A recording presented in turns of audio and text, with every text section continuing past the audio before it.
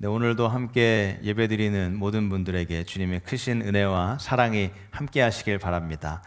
우리가 신앙인으로 산다는 것은 우리의 믿음과 현실을 하나로 묶어서 사는 삶을 말합니다.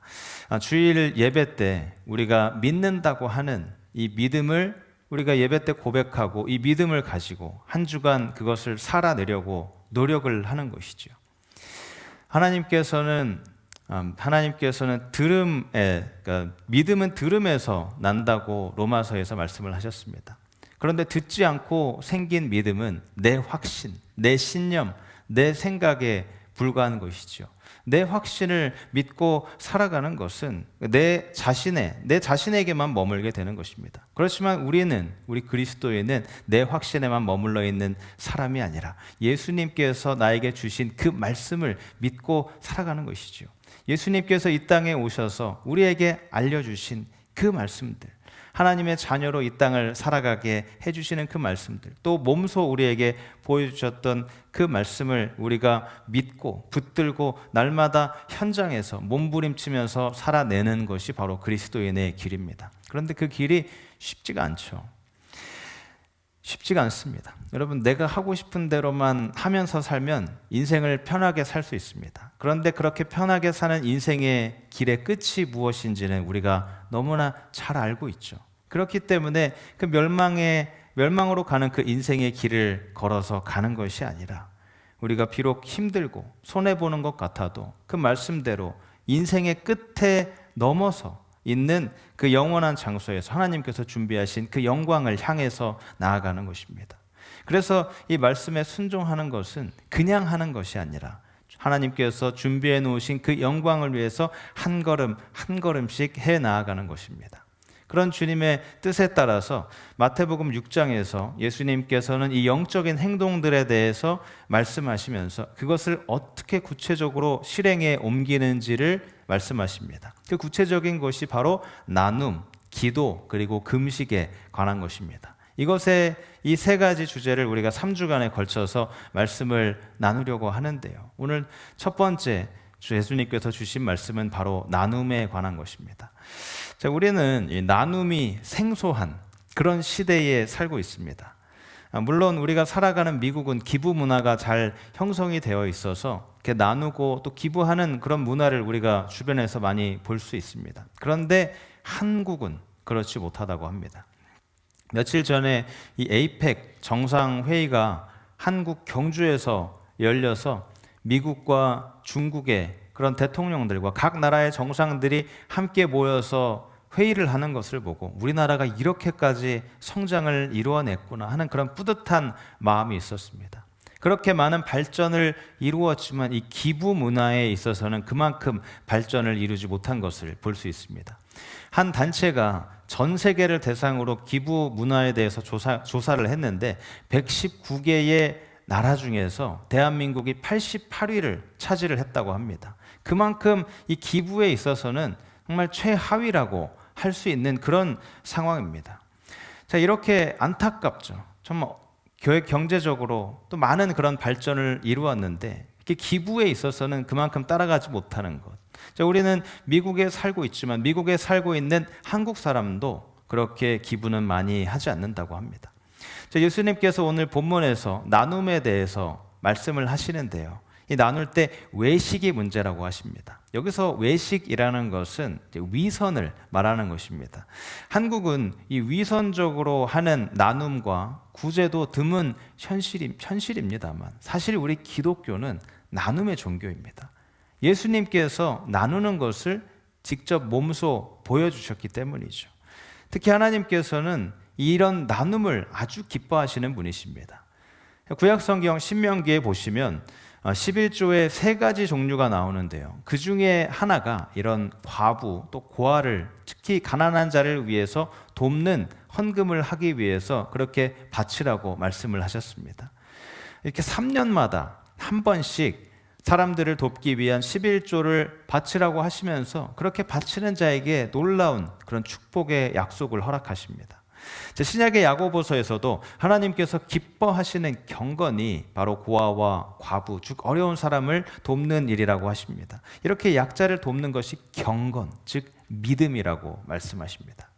지금 저희가 수요 예배에 나누고 있는 이 사도행전에서 바울과 여러 교회에 있는 지도자들이 그 기근을 겪고 많은 어려움을 당하고 있는 예루살렘 교회에 구제 헌금을 전달하기 위해서 굉장히 먼 거리, 이방 나라에 있는 그런 교회 지도자들이 그렇게 먼 거리에 있는 예루살렘에 찾아와서 구제 헌금을 전달을 합니다.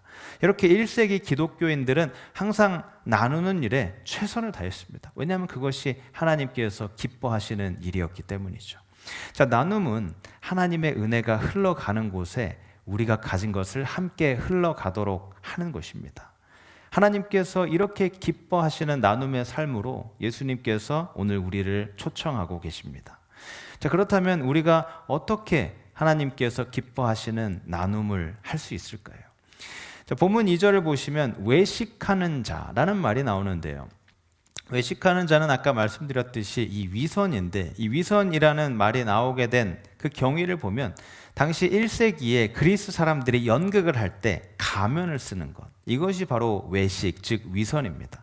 연극을 하기 위해서는 여러 가지, 내가 웃지 않는데 웃는 모습, 슬픈데 슬프지 않아도 슬픈 모습, 이런 가면을 쓰는 것, 이것이 바로 위선이라고 말씀을 하십니다. 이렇게 사람이 가면을 쓰고 있는 듯한 거짓된 모습을 버리고 참된 모습으로 나아가라고 말씀하시는 것이죠. 나누는 행동을 하지만 사랑과 자비를 베푸는 척하고 실제로는 사람의 인정과 칭찬을 구하는 모습이 되어서는 안 된다고 말씀하는 것입니다.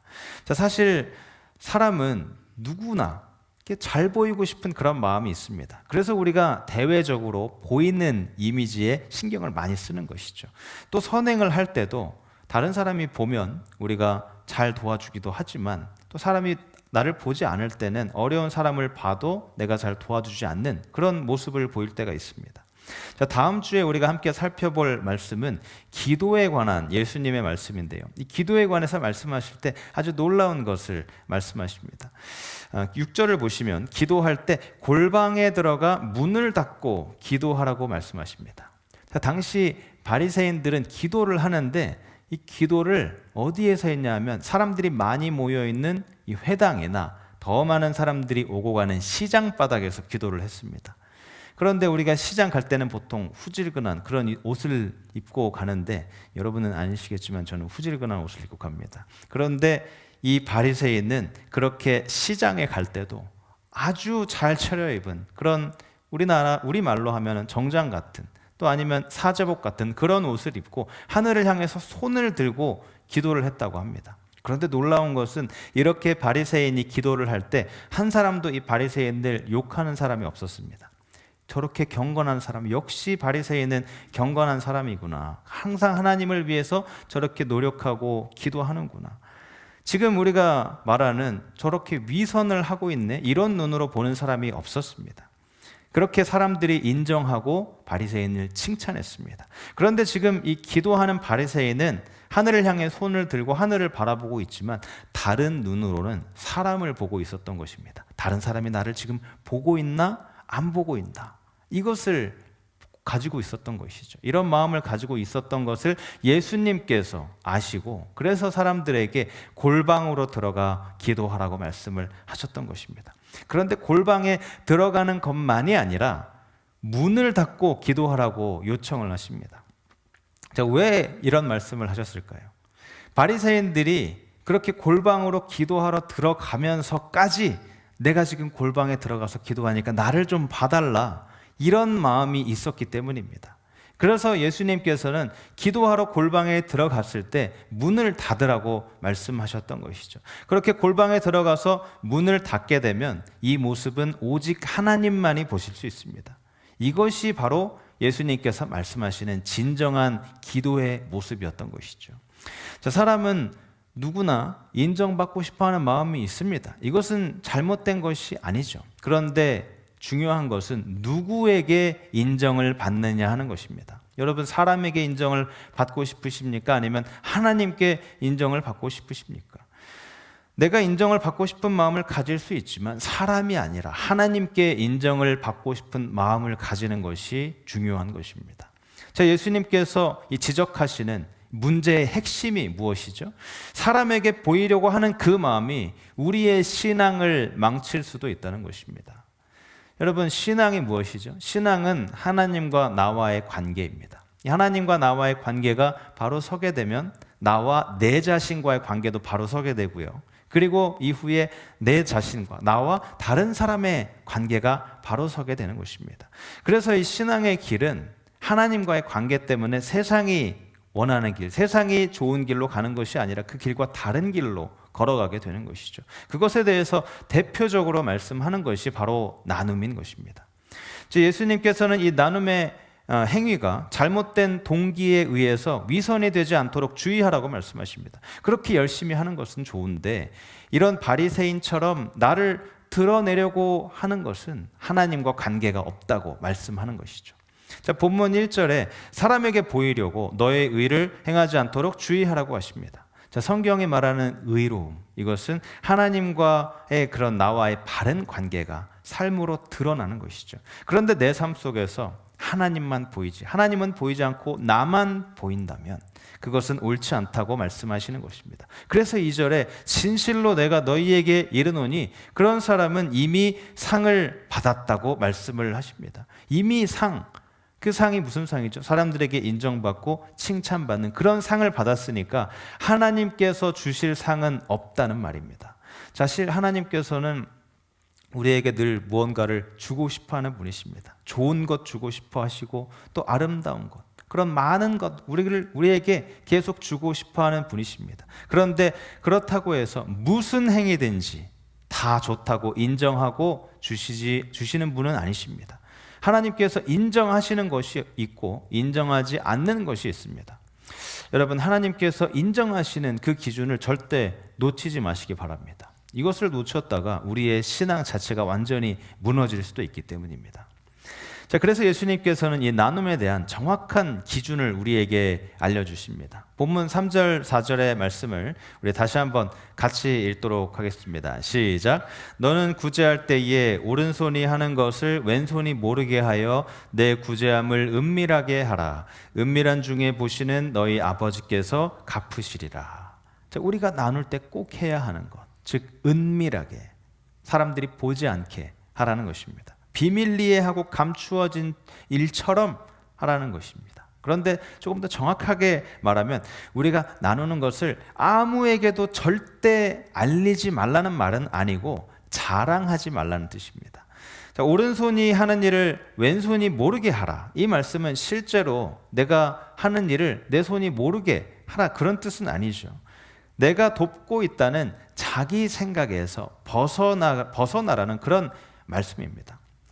자, 내가 했다, 이거 뭔가를 할 때 내가 했다는 이런 생각이 남아있게 되면 언젠가 서운한 그런 마음이 듭니다. 내가 이 사람 이만큼 도와줬는데, 내가 저 사람 저만큼 도와주었는데, 그런데 만약 이 사람이 나를 배신하면 내가 화가 납니다. 여러분, 진정한 나눔, 진정한 구제는 내가 했다는 흔적이 남지 않는 것입니다. 내가 그 행위에 남아있게 되면 오히려 그것이 나에게 해가 될 수도 있습니다. 우리는 현실에서 이런 일들을 자주 봅니다. 도와주고 또 내가 그 사람을 위해서 열심히 베풀어 주었는데 그 요구가 점점 더 커지고 감사는 하지 않고 오히려 그 사람과 관계가 어려워지는 그런 일이 많이 일어나죠. 그런데 그럴 때 내가 먼저 다른 사람을 탓하기보다 내가 어떤 태도, 어떤 마음으로 도왔는가를 함께 먼저 살펴보아야 합니다. 돕는 손길에 내 의가 스며들어 있었는가? 내 우월감이 있었는가? 너는 늘 내 도움이 필요한 사람이지, 이런 약간이라도 경멸하는 그런 마음이 있었는가? 그렇다면 그것은 도움이라기보다 이 사람에게 독을 준 것입니다. 받는 사람 또 주는 사람 둘 다에게 독이 되는 것입니다. 받는 사람은 받을수록 마음이 상하고 이 상처가 마음에 쌓이게 됩니다. 또 주는 사람도 교만이 생기고 이것이 점점 더 커져서 하나님이 아니라 내가 드러나게 되는 것이죠. 그래서 주님께서 말씀하십니다. 주는 행위에서 나라는 존재, 너라는 존재를 빼고 주라. 여러분, 신앙이 성숙해지면 우리가 성숙해질수록 이것은 내 것이 아니라 하나님께서 주신 것임을 고백하게 됩니다. 그 고백이 실제가 되면 내가 줄 때마다 내가 준다는 의식이 점점 사라지고 이 받는 사람의 자존심을 높여주는 그런 방식으로 돕게 되는 것입니다. 자, 반대로 내 의가 섞인 그런 도움은 이 상한 음식을 주는 것과도 같습니다. 상한 음식을 주게 되면 내가 그 받는 사람의 몸도 상하게 되고 또 마음도 상하게 됩니다. 그래서 주님께서 원하시는 방식은 분명합니다. 내가 했다는 마음이 아니라 하나님께서 하셨다는 그 고백으로 사람의 박수 대신 은밀하게 필요를 채워주는 방식, 이것이 바로 주님께서 원하시는 것이죠. 내가 가진 것을 나눌 때에 나를 완전히 드러내면서 그 나눴던 인물, 대표적인 인물이 바로 가인입니다. 가인이 하나님께 제사를 드렸죠. 하나님께 제사를 드리는데 그렇게 나눌 때에 가인의 마음속에 있었던 것은 하나님이 아니라 바로 가인 그 자신이었습니다. 그래서 하나님께서 그 제물을 받지 않으신 것이죠. 이것이 바로 위선입니다. 위선은 나를 망치는 독과도 같은 것입니다. 구제와 섬김에 위선의 독이 스며들게 되면 그 원래의 의미를 잃어버리게 됩니다. 제가 아까 위선이 그리스 시대에 가면을 쓰고 연극을 하는 거라고 말씀을 드렸죠. 자, 요즘은 연극을 할 때 가면을 쓰기보다는 이렇게 분장을 합니다. 그런데 분장이나 가면을 쓰는 것이나 어떤 것이나 상관이 없이 있는 그대로가 아니라 포장하는 얼굴로 살아가는 그것이 문제입니다. 그렇게 포장을 하고 살아가면 사람은 속일 수 있습니다. 그런데 하나님은 절대 속일 수가 없죠. 이렇게 가면을 쓰지 않는 속임이 없는 나눔이 되기 위해서는 분명히 답이 있습니다. 하나님이 보시게 하라. 하나님이 기뻐하시게 하라. 그것을 우리가 의도적으로 계속 연습해야 합니다. 자, 그런데 이 모든 나눔, 이 나눔이 다 은밀하게 되어야만 하는 것은 아닙니다. 올바른 동기와 목적을 가진 나눔은 오히려 널리 알려져야 합니다. 자, 우리가 앞에 마태복음 5장에서 봤던 말씀 중에 예수님께서 하셨던 말씀이 너희는 세상의 소금이고 빛이라고 말씀을 하시면서 이렇게 말씀을 하십니다. 마태복음 5장 16절을 보시면 이같이 너희 빛이 사람 앞에 비치게 하여 그들로 너희 착한 행실을 보고 하늘에 계신 너희 아버지께 영광을 돌리게 하라. 자, 이 말씀처럼 예수님께서는 착한 행실을 숨어서 하라고 말씀하지 않으셨습니다. 드러내놓고 사람들 앞에서 하라고 하셨죠. 자, 이 착한 행실이 바로 오늘 말씀의 주제인 나눔입니다. 자, 나눔을 그렇게 숨어서 하지 말고 이 착한 행실을 보게 하면서 어떻게 하라고 하죠? 하나님께 영광을 돌리라고 말을 합니다. 자, 이 중요한 것은 이 나눔이 하나님께 영광이 가는지 나에게 그 영광이 오는지를 잘 살펴야 한다는 것이죠. 자, 우리가 수요일에 또 함께 나누는 이 사도행전 4장을 보게 되면 초대교회 예루살렘에 있는 그 초대교회에 갑자기 몇백 명이었던 사람이 몇만 명이 됩니다. 자, 이렇게 사람들이 많이 불어나게 되니까 재정적으로 넉넉해지는 것이 아니라 재정적으로 어려워집니다. 그만큼 가난한 사람들이 많이 있었기 때문이죠. 그런데 이 가난한 사람들이 많이 찾아오는 이때에 몇몇 사람들이 자신이 가지고 있는 집과 밭을 팔아서 그 돈을 교회에 헌금을 합니다. 그래서 필요한 사람들에게 그 도와주고 또 밥을 지어줘서 이렇게 나눠주는 그런 일을 하는데 쓰이게 했죠. 자, 내 것, 네 것 구분 없이 물건을 나눠 쓰고 밭과 집을 팔아서 헌금을 나누어 주면서 교회 내에 궁핍한 사람이 없게 했습니다. 자, 이렇게 밭을 팔고 집을 팔았던 사람 중에 한 명이 바로 우리가 잘 알고 있는 바나바입니다. 자, 바나바는 원래 이름이 바나바가 아닙니다. 원래 이름은 요셉입니다. 그런데 워낙 구제를 잘하고 섬김을 잘하고 또 사람들을 격려하고 세워주는 그 일을 잘했기 때문에 위로의 아들이라는 뜻을 가지고 있는 이 바나바가 나중에 본명처럼 그렇게 쓰이게 된 것이죠. 바나바는 항상 성령 충만하고 믿음이 충만한 그런 사람이었습니다. 그렇기 때문에 자신이 가지고 있는 이 집과 밭을 팔아서 사람들에게 나눠줄 수 있었던 것이죠. 그런데 그 다음에 나오는 사도행전 5장을 보게 되면 똑같은 행위를 한 사람이 나옵니다. 똑같이 바나바처럼 그렇게 자신의 집을 팔고 밭을 팔아서 굉장히 많은 금액의 헌금을 합니다. 이들의 이름이 바로 아나니아와 삽비라였습니다. 그런데 이들이 헌금을 드린 그 헌금을 했던 목적에 문제가 있었습니다. 그래서 결국 죽임을 당하게 되죠. 그래서 그것을 드러내고 곧바로 죽게 되는데, 이 스토리에서 우리가 깨달을 수 있는 것은 나눌 때 중요한 것, 그것이 바로 이 마음의 목적과 동기라는 것입니다. 아나니아 삽비라 부부는 자기의 이름이 드러나게 하는 목적으로 했기 때문에 결국 죽임을 당한 것이죠. 자, 우리가 사는 이 미국은 기부 제도가 참 잘 돼 있어서 기부를 하면 사람들이 알아볼 수 있게끔 그렇게 광고를 하고 또 많이 드러냅니다. 제가 다녔던 학교들과 또 미국에 가는 학교를 가보면 그 도네이션 벽 이렇게 있어서 그 벽에 기부를 한 금액에 따라서 어떤 사람은 이름이 크게 드러나 있고 또 어떤 사람은 이름이 작게 기록이 되어 있습니다. 자, 그렇게 이름을 쭉 써놓는데요. 자, 이런 것들을 해서 이름을 남겨놓는 그런 일들도 있지만 중요한 것은 바로 동기입니다. 나누는 목적과 동기가 중요한 것이죠. 이것이 내 이름을 높이기 위해서 하는 것이 아니라 하나님의 이름을 높이기 위해서 해야 된다는 것입니다. 하나님께 영광을 돌리기 위해서, 또 사람들이 도움을 받도록 하기 위해서 사랑의 마음으로 했다면 이것이 얼마나 귀한 일입니까? 그런데 혹시라도 그것을 통해 내가 드러나는 영광을 추구해서는 안 된다는 것입니다. 그래서 은밀하게 나누는 것이 필요합니다. 절대 알리지 말라는 것이 아니라 하나님께 영광이 가도록 하고 자랑하거나 나팔을 불지 말고 조용히 하라는 것이죠. 자, 이것이 곧 오른손이 하는 일을 왼손이 모르게 하라는 나눔의 원리입니다. 나눔 후에 나는 참 괜찮은 사람이다 라고 생각하면서 스스로를 높이는 순간 거기에서 그냥 끝납니다.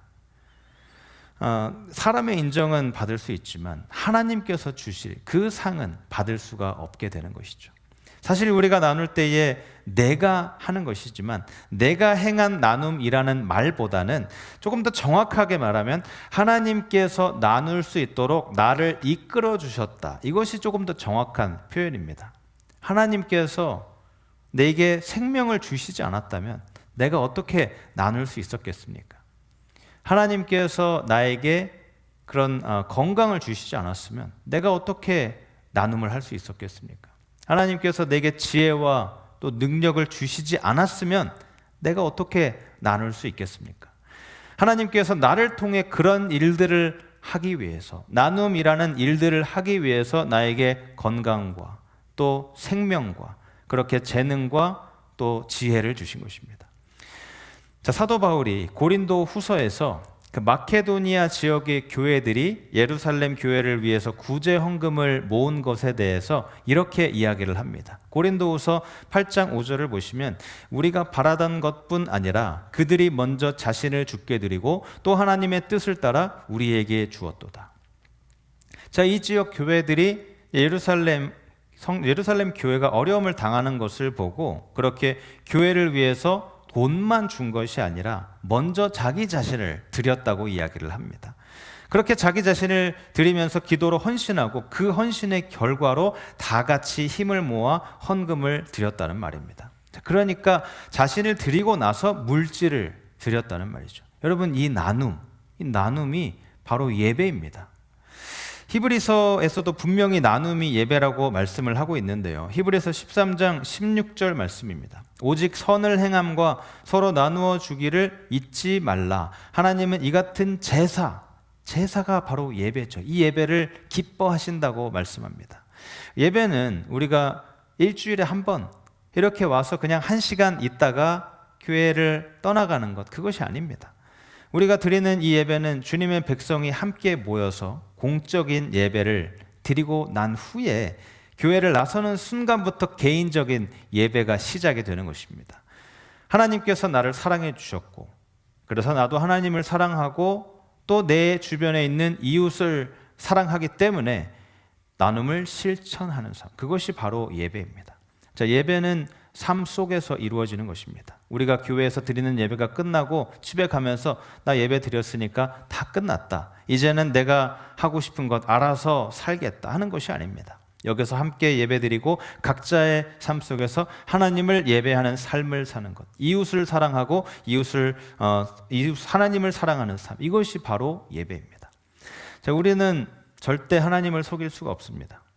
사람 앞에서 내가 많은 일을 한 것처럼 보일 수 있고 또 스스로 만족할 수도 있습니다. 그렇지만 하나님께서는 우리의 동기와 우리의 마음을 다 알고 계십니다.